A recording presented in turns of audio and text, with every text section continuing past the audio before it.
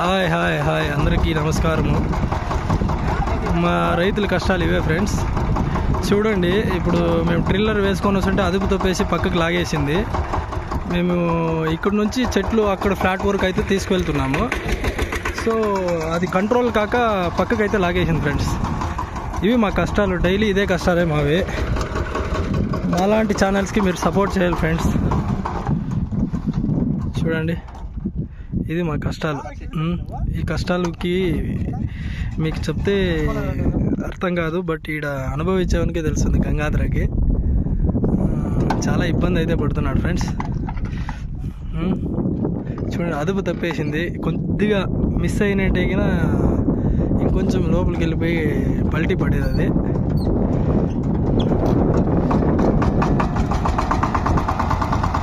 చూడండి,